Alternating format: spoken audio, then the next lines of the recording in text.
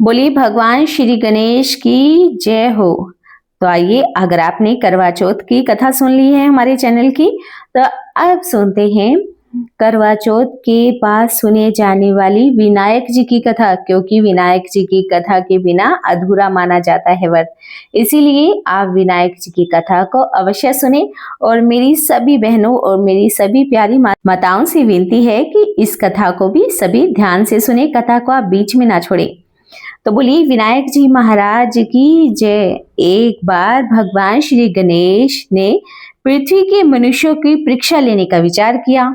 भगवान श्री गणेश अपना रूप बदलकर पृथ्वी पर भ्रमण करने लगे। उन्होंने एक क्या किया, बालक का रूप बना लिया। एक हाथ में एक चम्मच में दूध ले लिया और दूसरे हाथ में एक चुटकी चावल ले लिए और गली गली घूमने लगे। साथ ही साथ आवाज लगाते जा रहे, कोई मेरी खीर बना दो, कोई मेरी खीर बना दो। लेकिन भगवान श्री गणेश पर कोई ध्यान नहीं दे रहा था, बल्कि लोग तो उन पर हंस रहे थे। वे लगातार एक गांव के बाद दूसरे गांव में इसी तरह चक्कर लगाते और पुकारते जा रहे, पर कोई भी खीर बनाने के लिए तैयार ही नहीं हुआ। सुबह से शाम हो गई, भगवान श्री गणेश तो लगातार घूमते ही रहे। एक थी बुढ़िया, शाम के वक्त अपनी झोपड़ी के बाहर बैठी। तभी गणेश जी वहां से पुकारते हुए निकले कि कोई मेरी खीर बना दो, कोई मेरी खीर बना दो।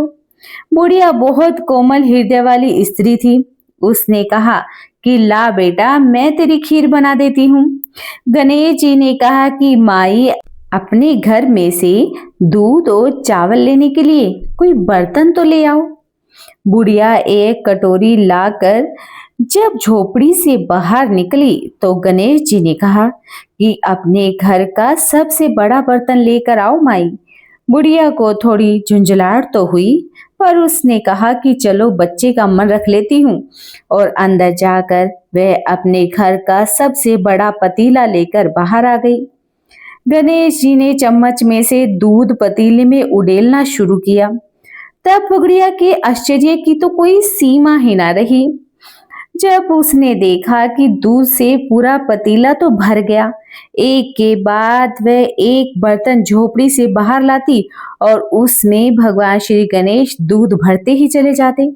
इस तरह से घर के सारे बर्तन दूध से लबालब हो गए। भगवान श्री गणेश ने बुढ़िया से कहा कि मैं तो स्नान कराता हूँ माई, जब तक तुम खीर बना लो, मैं वापस आकर खीर खाऊंगा। बुढ़िया ने पूछा कि मैं इतनी सारी खीर का क्या करूंगी। इस पर भगवान श्री गणेश बोले, सारे गांव को तुम दावत दे दो।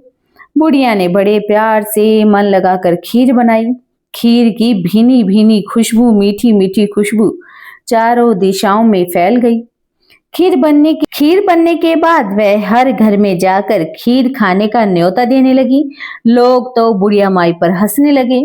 बुढ़िया के घर में खाने को तो दाना नहीं और सारे गांव को खीर खाने की दावत दे रही है। लोगों में हाहाकार मचा। खीर की खुशबू से लोग तो खींचे चले आए। लो सारा गांव अब बुढ़िया के घर पर इकट्ठा हो गया। जब बुढ़िया की बहू को दावत की बात मालूम हुई, तब वह सबसे पहले वहां पर पहुंच गई। उसने खीर से भरे पतीले को जब देखा तो उसके मुंह में तो पानी आ गया। उसे बड़ी जोरों से भूख लगी थी। उसने एक कटोरी में से खीर निकाली और दरवाजे के पीछे बैठकर खाने की तैयारी करने लगी। इसी बीच एक छींटा गिर गया और भगवान श्री गणेश जी को तो भोग लग गया।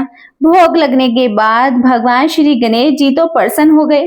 अब पूरे गांव को खाने की दावत देकर बुढ़िया वापस अपने घर को आ गई तो उसने देखा कि बालक तो वापस आ गया था। बुढ़िया ने कहा कि बेटा, खीर तो तैयार है, भोग लगा लो। गणपति जी बोले कि माँ, भोग तो लग चुका है, मेरा पेट तो पूरी तरह से भर गया है, मैं तो तृप्त हो गया हूँ, अब तुम ही खा लो, अपने परिवार और गांव वालों को खिलाओ।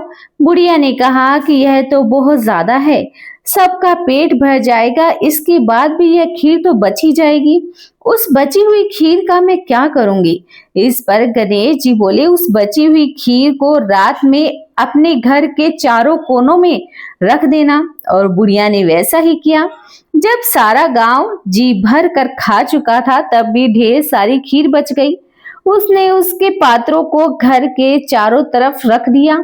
सुबह उठकर देखा बुढ़िया माई ने तो पतीलों में खीर के जगह हीरे जवाहरात मोती भर गए।